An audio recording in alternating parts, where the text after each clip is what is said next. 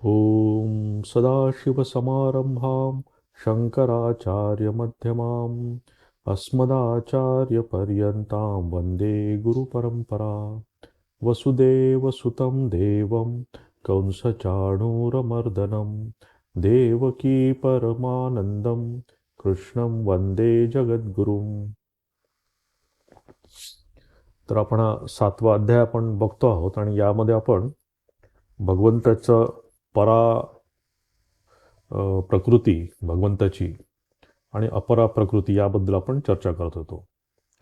परा प्रकृती म्हणजे आपण बघितलं की जे भगवंताचं चैतन्य स्वरूप जे आहे त्याला आपण परा प्रकृती म्हणतो किंवा ईश्वराला आपण परा प्रकृती म्हणतो. आणि अपरा प्रकृती म्हणजे हे जे जग पूर्ण निर्माण झालेलं आहे या जगाला भगवंतांनी अपरा प्रकृती म्हटलेलं आहे. पण एक लक्षात ठेवायला पाहिजे, हे अपरा जरी असलं तरीही यामध्ये भगवंत सगळीकडे आहे. हेच आपण गेल्या काही मागच्या श्लोकामध्ये बघितलं होतं. कारण पहिल्या 1-2 क्लासमध्ये आपण बघितलं होतं की भगवंत कसे या सृष्टीचे कारण आहेत. म्हणजे ते उपादान कारण पण आहेत आणि निमित्त कारण पण आहे. आपण बघितलं होतं ते. आणि तिथे आपण बघितलं होतं की त्या स्पायडरचं उदाहरण आपण बघितलं होतं. तर भगवंतामधनंच ही सृष्टी पूर्ण आली असल्यामुळे भगवंतच या पूर्ण सृष्टीमध्ये कशी विराजमान आहे हे आपण मागच्या क्लासमध्ये बघितलं होतं. आणि त्यामध्ये आपण बघितलं होतं की या सगळ्या पंचभूतांमध्ये कसे भगवंत आहेत त्याबद्दल आपण बघितलं होतं की पुण्यौगंध पृथ्वीव्याम च तेजश्चास्मी विभावसो रसो हमप्सु कौंतेय प्रभास्मी शशी सूर्ययो, असे काही आपण बघितलं होतं की ज्यामध्ये हे पाचही हे जे महाभूत आहेत पंचमहाभूत त्या भूतांमधनं ही भगवंताची अपरा प्रकृती निर्माण झालेली आहे. आणि बीजम माम सर्व भूतानाम विद्धी पार्थ सनातनम, भगवंत म्हणले की हे बीज म्हणजे ह्या पूर्ण सृष्टीचं जे बीज आहे म्हणजे हा कॉन्शियसनेस किंवा चैतन्य जे आहे ते भगवंत आहेत. आता इथे भगवंत म्हणजे आपण आत्मा समजायला पाहिजे किंवा हे जे परब्रह्माचं रूप आहे हे समजायला पाहिजे. इथे पर्सनल गॉड ज्याला म्हणतो आपण की भगवान श्री रामचंद्र किंवा भगवान श्रीकृष्ण किंवा श्री रामकृष्ण यांना न घेता इथे पूर्ण ब्रह्म ॲज अ परमात्मा ॲज अ चैतन्य कॉन्शियसनेस असं जर आपण घेतलं तर त्या दृष्टीने भगवंत म्हणतात की बीज माम सर्वभूतानाम, की मी या सगळ्या प्रकृतीच्या मागे म्हणजे पराप्रकृतीच्या मागे आणि या अपरा प्रकृतीच्या मागे मीच आहे, हे असं भगवंत इथे म्हणतायत. आता ह्या 12व्या श्लोकापर्यंत भगवंतांनी आपलं स्वतःचं ईश्वर स्वरूप सांगितलं. तो सब्जेक्ट जो आहे तो इथे जवळपास आता भगवंतांनी इथे संपवला. आता इथे भगवंत एका वेगळ्या विषयात जात आहेत की एवढं जर आपण बघितलं की ह्या पराप्रकृतीमध्ये ईश्वर आहे, अपरा प्रकृतीमध्ये ईश्वर आहे, जर मग ह्या सगळीकडे ईश्वर आहे तर मग आपण का ह्या संसाराचे भोग भोगतो आहोत, हा प्रश्न स्वाभाविक पडतो. की सगळीचकडे जर भगवंत आहे तर मग आम्हाला दुःख का आहे, आम्हाला शोक का आहे, आम्हाला या सगळ्या संसाराच्या झंझटी का आहेत, हा प्रश्न स्वाभाविक पडू शकतो. तर त्याचं डायग्नोसिस, या सगळ्या संसाराचं डायग्नोसिस आणि त्यावर उत्तर भगवंतांनी ह्या 13 आणि 14व्या श्लोकांमधून आपल्याला दिलेलं आहे. तर आपण पहिल्यांदा 13वा श्लोक बघू. त्रिभिर्गुणमयैर्भावैर एभिः सर्वमिदं जगत मोहितं नाभिजानाति मामेभ्य परमव्ययम. परंतु गुणांचे कार्यरूप म्हणजे सात्विक राजस व तामस अशा या 3 प्रकारच्या भावांनी हे सर्व जगत मोहित होऊन राहिले आहे. म्हणून या तिन्ही गुणाहून पलीकडे असणाऱ्या अविनाशी मला तात्विकपणे जाणत नाही. आता इथं भगवंतांनी सांगितलं आहे की त्रिभिर्गुणमयीर भावी सर्वमिदम जगत, की हा संसार जो आहे आपण म्हणतो ना की सगळीकडे जर भगवंत आहे तरी मग याच्यात कसं मी गुरफटल्या गेलो आहे संसारामध्ये. तर त्यावर इथे भगवंत म्हणतात की ही जी आपल्यामध्ये अपूर्णता आहे, संसार म्हणजे दुसरं काय आहे की आपल्यामध्ये अपूर्णता असणं. आपल्याला वाटतं की ही गोष्ट मिळाल्यानंतर माझ्यामध्ये पूर्णत्व येईल. म्हणजे माझं जर एक छान असं सुंदर घर असेल तर मला पूर्ण वाटेल. माझ्यामध्ये जर भरपूर माझ्याजवळ पैसे असतील तर मला वाटेल की छान, मला आता माझ्यामध्ये पूर्णत्व आलं. कोणाला स्त्रीमध्ये दिसतं, कोणाला पुरुषामध्ये दिसतं, कोणाला नाव, यश, हां, याच्यामध्ये दिसतं पूर्णत्व, की हे मिळालं ना तर मग मला भगवंताने सगळं दिलं. तर हे जे अपूर्णत्व आपल्यामध्ये दिसतं सदैव, सदैव आपण ह्याच्या अपूर्ण किंवा काहीतरी मिस झालं आपल्याकडनं, काहीतरी सुटलं, काहीतरी राहिलं, हे मिळालं असतं छान झालं असतं. आणि यासाठी म्हणून जी ही आपण धावपळ करत असतो, ही सिक्युरिटी मिळण्यासाठी म्हणून, की हे असेल तर मला सिक्युरिटी मिळेल, म्हणजे पुढे माझ्या लाईफसाठी माझ्या छान माझं जीवन जाईल. तर या सगळ्यांच्या मागे धावणं म्हणजे संसार आहे. आणि त्यासाठी मग आपण पुन्हा उपाय काय करतो? आपण जास्त लोकांना जमवायचा प्रयत्न करतो, अजून जास्त धन जमवायचा प्रयत्न करतो, अजून नामयशाच्या मागे धावायचा प्रयत्न करतो. कारण आपल्याला असं वाटत असतं की या सगळ्या गोष्टी मिळाल्यानंतर माझ्यामध्ये पूर्णत्व येणार आहे. तर हे अपूर्णत्व जे आपल्यामध्ये असतं, म्हणजे साधारण माणसामध्ये, इथे भगवंत म्हणतात की हे अपूर्णत्व आहे, हे हाच संसार आहे. आणि हे कशामुळे येतं? म्हणून मला त्रिभीर म्हणे, त्रिभीर गुणमयीर भावई. तर इथे रोगाचं निदान भगवंत करतात, की हे जे तीन सत्व, रज, तमाच्या ही जी प्रकृती आहे, यावर आपण बघितलं मागच्या काही क्लासेसच्या आधी, की तीन गुणांची बनलेली ही प्रकृती आहे. तर ही सत्व, रज, तम या गुणांमध्ये कशी ती भुलवते. हां, कारण आपण सात्विक गुणांमुळे पण आपण मोहित होतो. कोणामध्ये चांगले सात्विक गुण असतील, राजसिक गुण असतील, तर त्यामध्ये पण आपण मोहाला बळी पडतो. किंवा आपण आपल्याच कधी-कधी विचारांना, कधी आपण जेव्हा सात्विक एखाद्या भावामध्ये असतो, त्यालाच आपण समजतो, की छान, मी माझा सध्या फार छान चालू आहे. तर ह्या तिन्ही गुणांचा काय म्हणतात त्याला, सगळी गोळाबेरीज जर केली, तर तिन्ही गुणांची आवश्यकता काय आहे? आपल्याला मोहित करायसाठी. म्हणून ते म्हणतात, की मोहितम नाभिजानाति. आपल्याला ते माहिती असेल, की जेव्हा ते दैवासुर संग्राम झाला आणि त्यातनं ते अमृत निघालं बाहेर, तेव्हा ते काय सुमेरू पर्वत आहे, त्यात मग समुद्रामध्ये ते घुसळणं चालू झालं. मग त्यातनं तो ऐरावत हत्ती आला बाहेर, मग धन्वंतरी बाहेर आले, अशा बऱ्याचशा गोष्टी त्यातनं बाहेर आल्या. किंवा हलाहल आलं, जे शंकरांनी ते पचवलं पूर्ण हलाहल.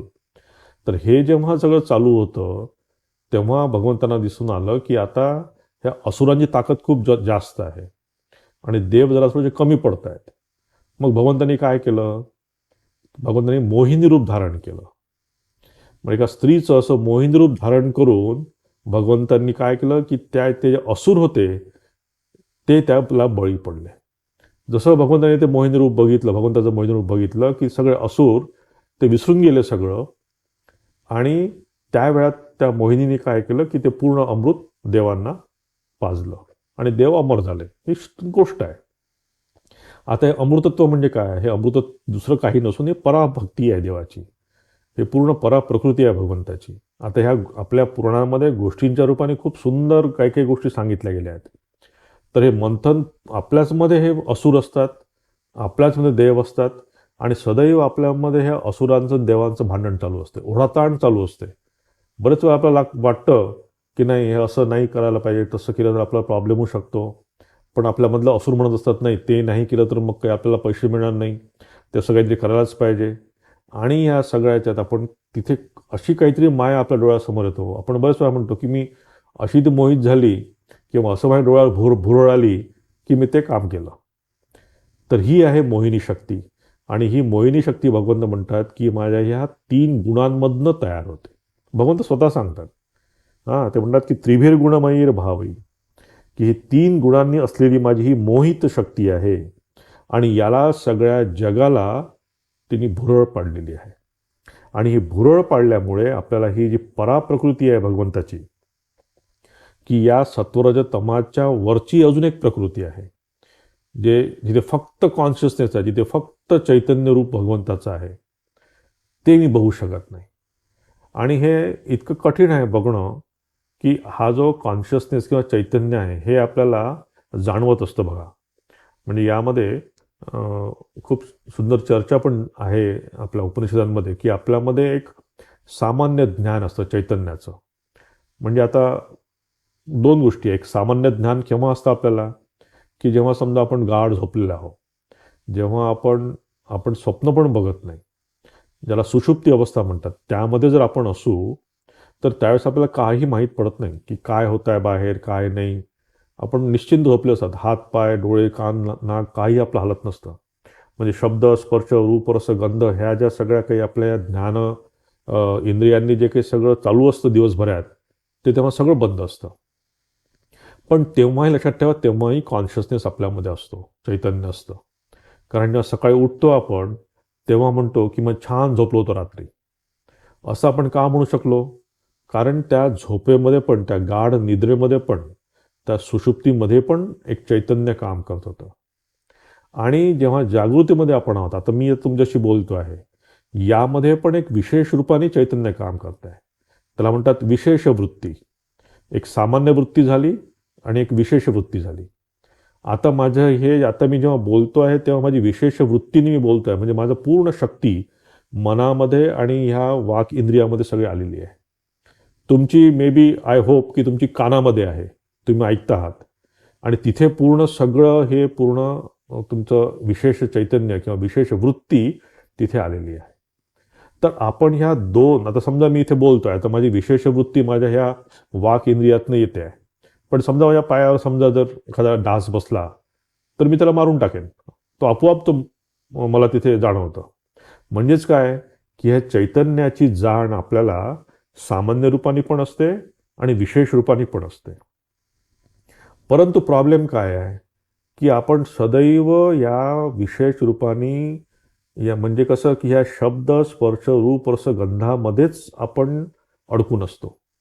पण त्या मागे जो जे चैतन्य आहे, त्या मागे जे कॉन्शियसनेस आहे, मला वाटतं की माझे डोळे बघतायत आणि मी बघतोय, माझं माइंड बघतं असं वाटतं मला. पण ह्या डोळे आणि माइंडच्या मागे अजून एक चैतन्य आहे आणि ते खरं चैतन्य आहे. ते साक्षीरूपाने बघणं म्हणजे खरी गोष्ट आहे. की मी आता काय, आता मी द्रष्टा आहे. आता माझी उपाधी काय आहे, मी बघणारा आहे. तुम्ही ऐकणारे आहेत. पण ही चुकीची उपाधी आहे आपली. खरं बघणारं ह्याच्या मागे पुन्हा चैतन्य एक वेगळं आहे. तर सांगायचा अर्थ असा, एवढाच उद्देश असा, की ह्या सगळ्या तिन्हीही म्हणजे सत्वरज तमच्या ह्या प्रकृतीमुळे, याच्यामध्ये आपण अडकल्या गेल्यामुळे, हे खरं त्याच्या मागचं जे काही तत्व आहे, हे जे चैतन्य तत्व आहे, हे आपण बघू शकत नाही. म्हणून म्हणतात ना उपनिषदामध्ये, की कश्चित धीर प्रत्येक आत्मानं ऐक्षण आवृत्त चक्षु अमृतत्वमिच्छन. कठोपनिषद म्हणतात की कश्चित, एखादा धीर माणूस, एखादा धीर पुरुष हे सगळं समजून त्यामध्ये तो आत जाऊ शकतो. आणि कठोपनिषद म्हणतात की परांची खाणी व्यतृणत स्वयंभू परांग पश्चती न अंतरात्मना. की भगवंतानी आपले हे परांग म्हणजे बाहेर जाणारे आपले इंद्रिय करून ठेवले आहे. आपले सदैव डोळे नाक कान हे सगळे सदैव बाहेर त्यांना पाहिजे असतं. ते कधीच आत जायचा प्रयत्न करत नाही. आणि कश्चित धीर, त्यातला एखादाच असा असतो की तो आत पुन्हा जायचा प्रयत्न करतो.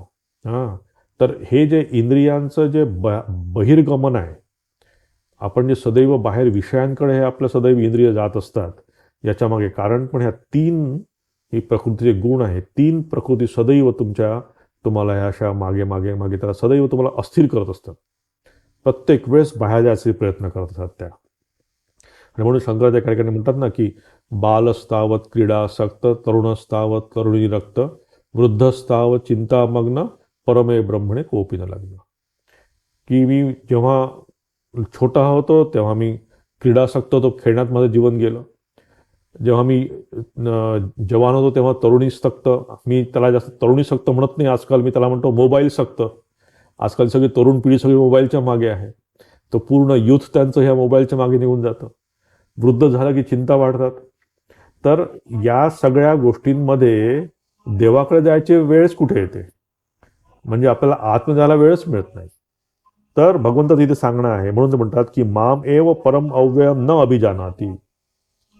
की ह्या तीन गुणांच्या ह्या सगळ्या ह्या मोहिनी शक्तीमध्ये अडकल्यामुळे, ह्या तीन गुणांच्या सगळ्या ह्या मायेमध्ये अडकल्यामुळे मला तुम्ही बघू शकत नाही. म्हणून म्हणतात की माम म्हणजे मला तुम्ही माम एव परम अव्ययम न अभिजानाती, तुम्ही जाणू शकत नाही मला. मी आहे तिथे, पण या तिन्ही गुणांच्या पाठीमागे मी आहे. पण आपण या सगळं सरफेसवरच, म्हणजे सुपरफिशियल याच्यावरच आपण अडकलेलो असतो आणि त्यामागे असलेला भगवंत, त्यामागे असलेला ईश्वर, याला आपण बघू शकत नाही, असं इथे भगवंत म्हणतात. मग आता बरेच वेळा काही लोकांना प्रश्न पडेल की काय फरक पडतोय, म्हणजे काय आमचं चांगलंच चालू आहे, कशाला पाहिजे ते, तुम्ही काय हे अपरान परा सगळं करतायत, याचं कशाला आम्हाला याचा गोडवा, आमचं चांगलं चालू आहे, छान गलेलठ्ठ पगार आम्हाला मिळतो, सगळा EMI कटून पण आम्हाला 50,000 वर्ष 1-1 लाख रुपये आमच्या हातात असतात, चांगलं चालू आहे, कशाला पाहिजे हे अपरा प्रकृती. पण लक्षात घ्यायला पाहिजे की ही जी प्रकृती आहे, कुठलीही गोष्ट ही स्थायी कधीच नाही आहे जगामध्ये.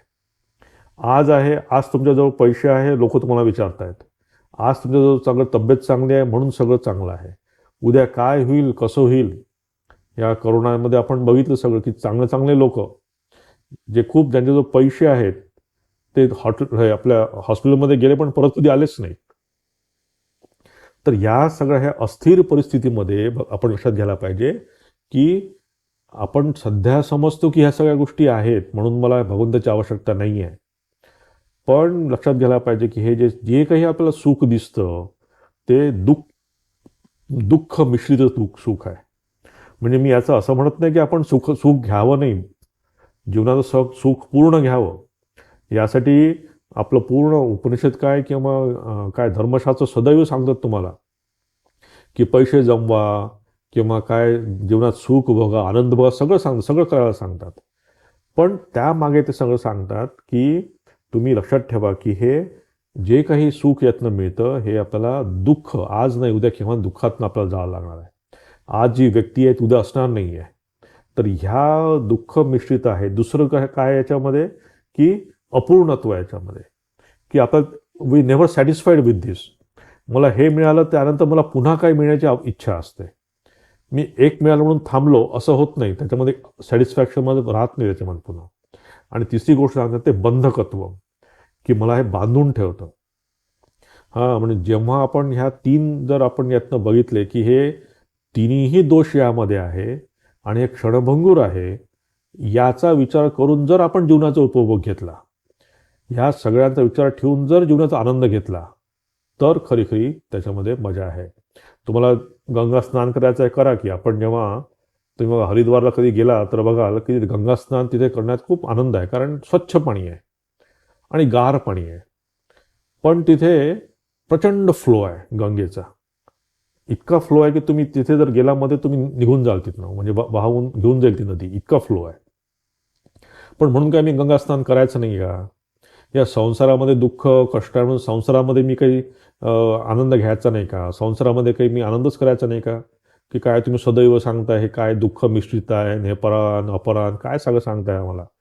तर उपनिषद तेवढंच सांगतं की तुम्ही सगळं आनंद घ्या, गंगेत स्नान करा, परंतु लक्षात ठेवा की या संसाराचा हा जो स्रोत आहे हा इतका भयंकर आहे, इतका जोराचा आहे की कधी तुमचं होत्याचं नव्हतं करून टाकतं सगळं जीवन. म्हणजे मी काही दिवसापूर्वी ऐकलं की म्हणजे काही वर्षांपूर्वी घटना आली होती की ते हिमालयामध्ये ते एक्सपिडिशन करायला गेले त्या एव्हरेस्टमध्ये, आणि ज्या बेस कॅम्पला तिथे थांबले त्यांनी छान टेंट टाकले, छान मस्त तयार केलं पूर्ण आपला टेंट, छान तिथे त्यांचं आता राहणार पक्क, तिथे तिथे बेस कॅम्प ठेवणार ते 4-8 दिवस त्यांचं ठरलं. आणि एके दिवशी रात्री त्या असं झालं की तो ज्या याच्यावर ते बसले होते त्या बर्फाच्या पहाडावर, तो बर्फच पूर्ण कोसळला. काय झालं, सगळं गेलं. तर एका क्षणात असलेलं नष्ट होऊन जातं. म्हणून इथं भगवंत म्हणतात की तुम्हाला जर गंगेचं स्नान करायचं असेल तर हरिद्वारमध्ये, तर काय करायला पाहिजे, तुम्ही जाऊन बघा तिथे त्यांनी बाजूला चेन लावलेल्या आहेत, म्हणजे मोठ्या मोठ्या साखळदंड लावलेले आहेत तिथे, आणि त्या साखळदंडाला धरून आपण डुबकी मारायची, असं तिथे गंगा स्नान होतं. तर हे साखळदंड आहे भगवंत. म्हणजे तुम्हाला जर ह्या गंगेत स्नान करायचं असेल, संसारामध्ये आनंद घ्यायचा तर घ्या, परंतु कुठेतरी परमनंट काहीतरी पकडून ठेवायला पाहिजे. कुठेतरी भगवंताचं अधिष्ठान आपल्या जीवनामध्ये असायला पाहिजे की ज्या अधिष्ठानामुळे हे असे कधी मी त्या संसारामध्ये वाहवला जाणार नाही, मी कधी हे जे सगळे धक्के येतात ते पचवू शकेन, त्याच्यासोबत माझं पूर्ण म्हणजे मी गटांगळ्या खाणार नाही त्या गंगेमध्ये. त्यासाठी म्हणून ती मी दोरी किंवा ते साखळदंड पकडून ठेवेल, आणि तो साखळदंड आहे भगवंत. जर आपल्या जीवनामध्ये भगवंताचं अधिष्ठान असेल, भगवंत आपल्या जीवनात असतील, तर भगवंतांनी सांगितलं की हे जे मोहित करणारं हे जे सगळं आहे जीवन, किंवा हे माझे हे त्रिभीर गुणमयीर भावे ही जी सृष्टी केलेली आहे मी, यामध्ये तुम्ही अडकणार नाही, यामध्ये तुम्ही गटांगळ्या खाणार नाही, तुम्ही स्थिर राहाल. कारण आपल्या प्रत्येकाला, म्हणजे तो संसारी असो, ब्रह्मचारी असो, संन्यासी असो, प्रत्येकाला जगातच राहायचं आहे. आणि प्रत्येकासाठी त्रिभीर गुणमयी माया आहे, ती संन्यासासाठी नाही आहे आणि फक्त गृहस्थांसाठी आहे असं काही नाही आहे. ते ही माया सगळ्यांसाठी सत्य आहे. तर या सत्यतेमध्ये जर राहायचं असेल आपल्याला, तर एक लक्षात ठेवायला पाहिजे की चेन पकडून ठेवायला पाहिजे.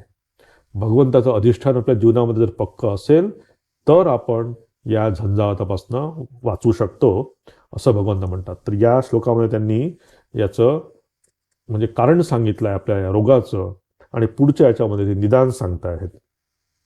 दैवी हेषा गुणमयी मम माया दुरत्यया मामेव ये प्रपद्यन्ते मायामेताम तरंती ते. की ते म्हणतात की ही जी दैवी माया आहे, ती दैवी मामा, ते म्हणतात की आणखी ही जे सत्वगुणापासून उत्पन्न होणारे भाव आणि जे रजोगुणापासून व तमोगुणापासून उत्पन्न होणारे भाव आहेत, त्या सर्वांना तू माझ्यापासून उत्पन्न होणारे असे समज. परंतु वास्तविक त्यांच्यामध्ये मी किंवा ते माझ्या, नाही सॉरी हां, ह्याचं हे वाचतं. दैवी हेषा गुणमयी, 14 श्लोक वाचतोय ना आपण. दैवी हेषा गुणमयी मम माया दुरत्यया मामेव ये प्रपद्यन्ते मायामेतां तरन्ति ते. कारण ही अलौकिक म्हणजे अति अद्भुत त्रिगुणमयी माझी योगमाया मोठी दुस्तर आहे. परंतु जे पुरुष मलाच निरंतर भजतात ते या मायेला उल्लंघून जातात, म्हणजे संसारातून तरून जातात. इथे भगवंतांनी ते आपलं सांगितलं आहे, त्याचा काय उपाय सांगितला आहे की एवढी माया त्यांनी वर्णन केलं, ही त्रिभीर गुणमयी माया. मग त्यातनं वाचायचं कसं? जसं मग आम्ही सांगितलं की ते चेन धरून ठेवायला पाहिजे आपण. तेच इथे भगवंत सांगतायत की ही माया जी आहे, एष माया भ्रमित करणारी आहे, म्हणजे सदैव तुम्हाला स्वप्न दाखवून भुलवून ठेवणारी माया आहे ही. म्हणजे कधी आपण त्या स्वप्नांच्या त्या ह्याच्यात सापडतो आणि कधी ते फुगे फुटतात, आणि मला वाटतं ते भगवंत ते बघूनच टाळ्या वाजवत असेल की चला याचा एक फुगा फुटला, दुसरा फुटला, आता तरी अक्कल येईल त्याला, तिसराही फुटला, आता तरी अक्कल येईल. पण वय निघून जातं, दिवस निघून जातात, आपण नवीन नवीन ते फुगे हवा भरत असतो आणि नवीन नवीन फुगे उडवायचा प्रयत्न करत असतो. तर इथे म्हणतात की ही भ्रमित करणारी माझी जी माया आहे ही दुरत्यय आहे, म्हणजे अत्यंत कठीण आहे ही पार करणं. म्हणजे त्याच्यासाठी सुपर ह्युमन एफर्ट्स पाहिजे ती पार करायची असेल तर. आणि म्हणतात ती गुणमयी आहे, ही 3 गुणांनी बनलेली ही आहे. दैवी ही अशा गुणमयी, ही गुणमयी आहे आणि ही दैवी आहे. दैवी म्हणजे माझ्याचपासून उत्पन्न झालेली आहे, म्हणजे माझीच ही माया आहे, हे 3 गुणांनी आलेली, आणि ही सगळ्यांना भुलवून ठेवण्यासाठी ही माया उत्पन्न केलेली आहे मी.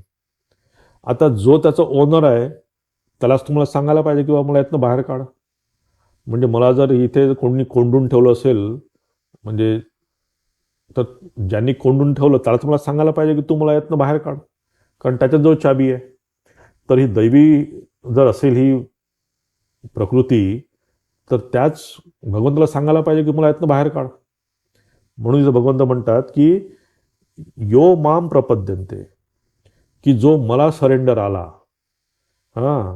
एताम मायाम तरंती ते, की ज्यांनी माझी शरणागती घेतली आहे, जो मला शरण गेलेला आहे, त्यालाच ही फक्त दुरत्यय आहे, तोच फक्त ही माया पार करू शकतो. कारण या 3 गुणांच्या प्रभावाखाली आपलं हे पूर्ण जीवन, म्हणजे आपलं स्वतःचं जीवन आणि हे पूर्ण जगाचं जीवन चालू असतं. कारण याच्याशिवाय उपाय नाही आहे. ही त्रिभीर गुणमयी गुण माया आहे ही. तर ही पार करणं भगवंत स्वतः म्हणतात की अत्यंत कठीण आहे.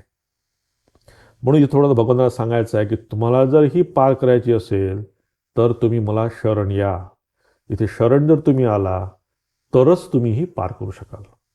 तुम्ही जर ती साखळदंड धरून ठेवला तरच तुम्ही छान त्या गंगेमध्ये, शुद्ध गंगेमध्ये स्नान करू शकाल आणि पुण्य प्राप्त करू शकाल. आणि जर तुम्ही असं नाही केलं किंवा जर तुम्ही थोडा ॲरोगन्स दाखवला तर काय होईल, तर ते पुढच्या श्लोकामध्ये म्हणतात, नमाम दुष्कृतिनो मूढा प्रपद्यन्ते नराधमा मायया अपहृत ज्ञाना आसुरम भावम आश्रिता. की असा सुगम उपाय असून देखील मायेच्या योगे ज्यांचे ज्ञान हरपले आहे असे व आसुरी स्वभावाला धारण केलेले, त्याचप्रमाणे मनुष्यांमध्ये नीच आणि दुष्कर्म करणारे असे मूढ लोक मला भजत नाही. की इथे भगवंत सांग की तुम्ही थोडा ॲरोगन्स दाखवला की गेलं सगळं. माझ्याकडे जर तुम्ही शरण आला तर कदाचित यातनं बाहेर निघायची शक्यता आहे. म्हणजे ज्यांनी मला या रूममध्ये कोंडून ठेवलं आहे त्याच्याशी जर मी काय ॲरोगन्स दाखवलं त्यालाच उलटा मी बोलत गेलो की काय सोडणार आहे का मला तो, तर त्याला मला थोडंसं बाबा देवाला प्रार्थना करणं. मी जस्ट उदाहरण देतो आहे की त्याप्रमाणे आपल्याला त्याला शरण जायला पाहिजे.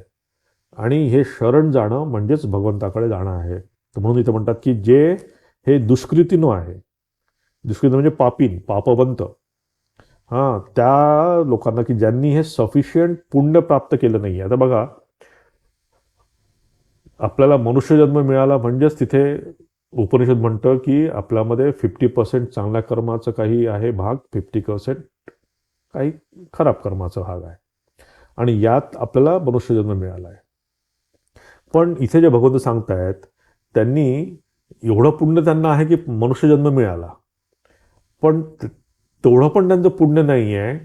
कारण काय होईल की ज्या लोकांना असे पुण्य, ते काय होईल की जिथे फक्त अर्थकामाची चिंता आहे असं कधी त्यांना वातावरण मिळेल. म्हणजे जिथे फक्त अर्थकामाचंच आहे, जिथे नुसतं पैशाच्या मागे, एन्जॉयमेंटच्या मागे. आता बरेच आपण बघतो संसारामध्ये बरेचसे आहेत, बरेच फॅकल्टी आहेत, बरेचसे कल्चर असं आहे की त्या कल्चरमध्ये माझा जन्म झाला असता तर कधी ते विसरून गेलो असतो. म्हणजे मनुष्यजन्म मिळाला परंतु त्या अशा कल्चरमध्ये सापडलो की जिथे भगवंतांना भुलून जाऊन नुसतं आपण अर्थ काम प्रधान असं जीवन तिथे आहे, त्यात सापडलं असतं. तर तिथे भगवंत म्हणतात की अशा म्हणजे काय पापीन, दुष्कृतीन अशा लोकांना अपहृत ज्ञाना, की अशा लोकांची बुद्धी ही डेल्युडेड होते. म्हणजे डिस्क्रिमिनेशन, तिथे विवेक अशा वेळेस हरवतो. विवेक हरवल्यामुळे काय होतं, मग आपल्याला हे जे पुरुषार्थ सांगितले आहेत, धर्म अर्थ काम मोक्ष, मग ते 4 पुरुषार्थ जाऊन फक्त 2च पुरुषार्थ उरतात, अर्थ आणि काम, की पैसे कमावा आणि एन्जॉयमेंट करा, एवढंच फक्त उरतं. हे का उरतं, हे तेवढंच का राहतं, कारण दे आर डेल्युडेड. म्हणून त्यांना म्हणतात, त्यांनी शब्द दिलाय मूढ हा, की ज्या लोकांना, मूढ कोणाला म्हणायचं की ज्यांचा उद्देश जीवनाचा फक्त अर्थ आणि काम आहे. आता इथे लक्षात ठेवलं पाहिजे की अर्थ आणि कामाच्या विरोधात भगवंत नाही आहे, आपलं शास्त्र पण नाही आहे. पण शास्त्राने सांगितलं की अर्थ काम तुम्ही जे काही मिळावा ते लेजिटिमेट असू द्या किंवा धर्माला अनुसरून असू द्या, धर्माच्या सांगड घालून ते करा, करू नका असं काहीच म्हणत नाही, कधीच म्हणत नाही. तर इथे लक्षात घ्यायला पाहिजे की हे नुसतं धर्म अर्थ काम न ठेवता भगवंत म्हणतात की मी तुम्हाला नुसतं अर्थकामासोबत धर्म पण दिलेला आहे. मी तुम्हाला वेद दिले आहेत, ह्या वेदांचा उपयोग करा, ह्या उपनिषदांचा उपयोग करा. म्हणजे जेव्हा बघा, दिस इज ऑल मॅन्युअल, हे दिलं आहे मी तुम्हाला. म्हणजे जेव्हा आपण एखादी फ्रीज विकत घेतो किंवा वॉशिंग मशीन विकत घेतो त्याच्यासोबत आपल्याला एक मॅन्युअल मिळतं की ते कसं वापरावं, डूज अँड डोंट्स. तसंच हे वेद आहे आपल्याजवळ, हे धर्मशास्त्र आहे की तुम्ही काय करायला पाहिजे आणि काय नाही करायला पाहिजे, हे पण मी दिलेलं आहे. म्हणजे भगवंतांनी ही त्रिभिर गुणमयी माया उत्पन्न करून हे सगळं जग उत्पन्न केलं, ठीक आहे. पण त्या जगात असतानाच भगवंतांनी आपल्याला वेद किंवा ही संपदा आपल्याला दिलेली आहे, त्याचा पण आपण उपयोग करायला पाहिजे. त्याचा उपयोग जर नाही केला तर काही नराधमा, की हे लोक अजून अधम याच्यामध्ये जातात, की ज्यांची आधीच त्यांची मूढ बुद्धी झाली, आधीच त्यांचं डेल्युडेड माइंड झालेलं आहे. आणि तसं झालेलं असताना अजून मग ते खाली जातात. म्हणजे एकदा जर त्या प्रकारच्या डोक्यात काय विचार आले नुसतेच अर्थ आणि कामाचे, तर तिथून पुन्हा गाडी वरती जाणं हे महाकठीण आहे. त्यासाठी महाप्रयत्न पाहिजे. हां, आणि असं करता करता आपलं पूर्ण चांगल्या म्हणजे एक काय म्हणतात त्याला वय म्हणा किंवा आपली शक्ती म्हणा ही सगळी आपण घालवून बसतो.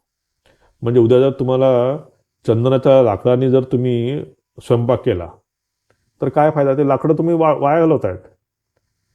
की जे चंदनाच्या लाकडाने सुगंध निघायला पाहिजे त्या लाकडातनं, ते लाकडं आपण जळणासाठी वापरतोय.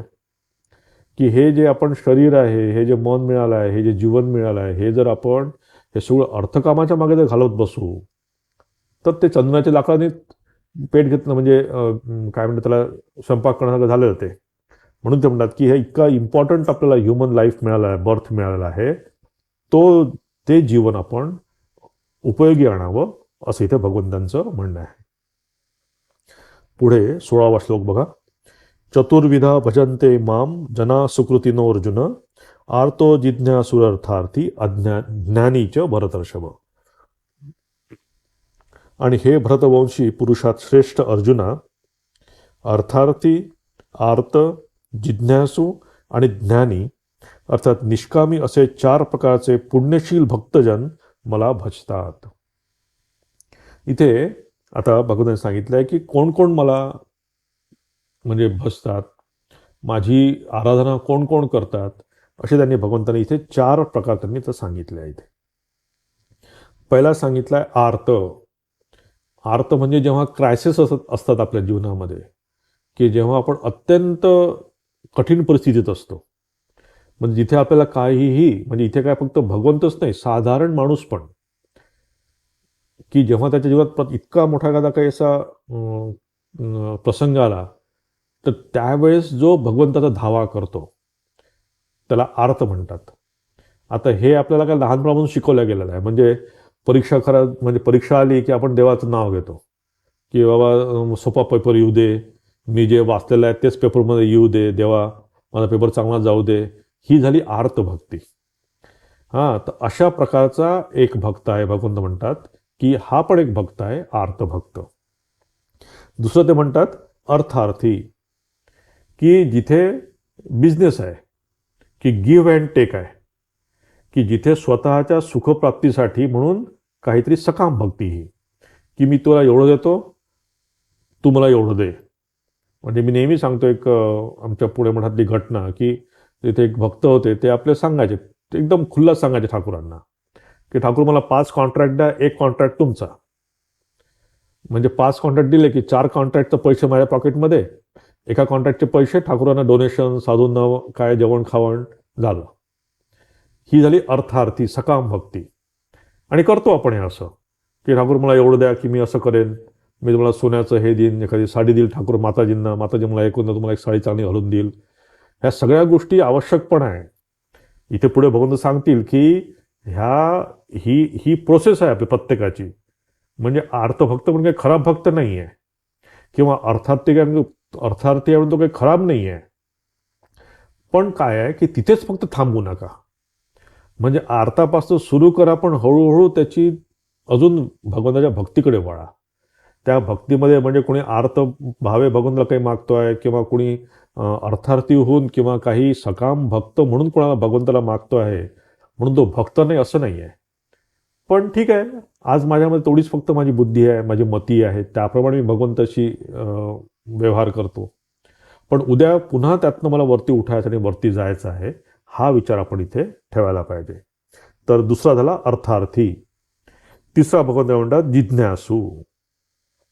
हा जिज्ञासू जो भक्त आहे हा भक्त कर्मयोगी भक्त आहे, की ज्यांनी थोडंसं धर्मशास्त्र वाचलेलं आहे, जरा थोडंफार ज्ञान झालेलं आहे, आणि तो आता जे काही त्या जीवनात करतो आहे ते त्याचं मन शुद्ध होण्यासाठी म्हणून, चित्त शुद्ध होण्यासाठी म्हणून तो करतो आहे. म्हणजे तो देवाच्या मंदिरात जाईल, काही उपास तापास करेल, काही होम हवन करेल, तीर्थयात्रा करेल, साधूंना प्रणामी देईल, काय जेवण घाऊ घालेल, काहीही करू दे भगवंत तो देवासाठी. पण या सगळ्यांमध्ये कामना एकच असते की माझं मन शुद्ध होऊ दे. इथे कुठलंही परत मिळायची इथे त्याची आशा नसते, फक्त चित्तशुद्धी होणं, आणि हाच मार्ग कर्मयोगाचा आहे. तर हा जिज्ञासू जो भक्त आहे हा आहे कर्मयोगी.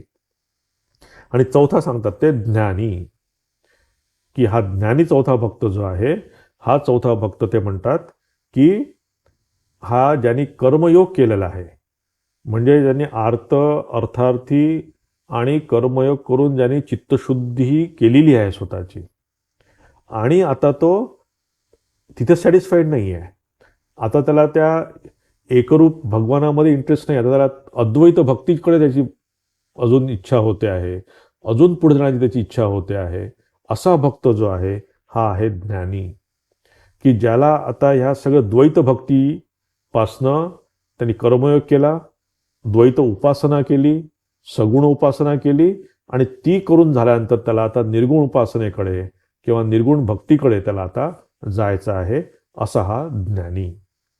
तर हे 4 प्रकारचे भक्तांची कॅटेगरी भगवंतांनी सांगितली. इथे आपण बघायला पाहिजे आपण कुठे आहोत, आणि त्यात वाईट वाटून घेण्याचा अर्थ नाही आहे. फक्त लक्षात ठेवा, तिथे अडकून न बसता आपण अजून वरती उठायचा त्यातनं प्रयत्न करायला पाहिजे. मग साधारण प्रश्न येतो की 4 पैकी श्रेष्ठ मग भगवंतांना कोण आहे, 4 पैकी श्रेष्ठ? इथे भगवंत म्हणतात, तेषां ज्ञानी नित्ययुक्त एकभक्तिर्विशिष्यते प्रियो हि ज्ञानिनोत्यर्थम अहम सच मम प्रिय. भगवंत म्हणतात, त्यांच्यामध्येही नित्य माझ्या ठिकाणी ऐक्यभावाने स्थित झालेला अनन्य प्रेम भक्तीचा ज्ञानी भक्त अतिउत्तम होय, कारण तात्विकपणे मला जाणणाऱ्या ज्ञानाला मी अत्यंत प्रिय आहे आणि तो ज्ञानी मला अत्यंत प्रिय आहे. आता इथे भगवंतांनी आपली हे सांगितले की मला कोण आवडतो, आणि इथे भगवंत म्हणतात की मला आवडतो ज्ञानी. म्हणजे आवडतात सगळेच, पण सगळ्यात जास्त कोण आवडतो? म्हणजे आईला जसं मुलं सगळे सारखे असतात, पण त्यात पण कधी काही फरक होऊ शकतो, तसंच भगवंताचं पण आहे की सगळेच त्यांच्यासाठी आपण सगळेच भगवंताची मुलं आहोत, पण त्यामध्ये पण जो एकभक्तीर विशिष्टते, की जो कंटिन्युअस फक्त ईश्वराचं दर्शन पाहिजे किंवा ईश्वराची भक्ती करावी, मला कुठल्याही म्हणजे ईश्वराकडनं मला नको आहे, मला फक्त ईश्वराला द्यायचं आहे, फक्त प्रेम द्यायचं आहे, अशा प्रकारे ज्याची भक्ती आहे, भगवान म्हणतात तो मला जास्त प्रिय आहे. की ज्यांनी हे कर्म केले आहे, की ज्यांनी ह्या सगळ्यातनं तो बाहेर गेलेला आहे, असा भक्त मला माझ्यासाठी हा प्रिय आहे, आणि मला हा भक्त फार आवडतो, असं इथे भगवंत सांगतायत. तर आपण ह्यातनं एकच घ्यायला पाहिजे की भगवंतांना, म्हणजे सुरुवातीला भगवंतांनी जे सांगितलं की ह्या त्रिभिर्गुण मायेमध्ये आपण अडकलेलो आहे म्हणून त्याच्यामध्ये आपण शोक करण्यात अर्थ नाही आहे, तर त्यातनं निघण्याचा पण मार्ग भगवंतांनी सांगितलेला आहे, की यातून निघायचं जर असेल तर मला शरण या, आणि स्वतःचा काय अहंकार किंवा ॲरोगन्सवर विश्वास न ठेवून तुम्ही माझ्यावर जर शरण आलं, आणि तुम्ही या हळूहळू वेगवेगळ्या प्रकारच्या भक्तीतनं तुम्ही जर उठायचा प्रयत्न केला, आणि ती जी ज्ञानी भक्ताची लक्षणं जी सांगितली तिथे जर मी जायचा प्रयत्न केला, तर आपण या संसारातनं बाहेर पडू शकतो, हेच इथे भगवंतांना सांगायचं आहे. उरलेला आपण भाग पुढच्या क्लासमध्ये बघू. ओम शांती शांती शांती. हरिः ओम तत्सत. श्रीरामकृष्णार्पणमस्तु.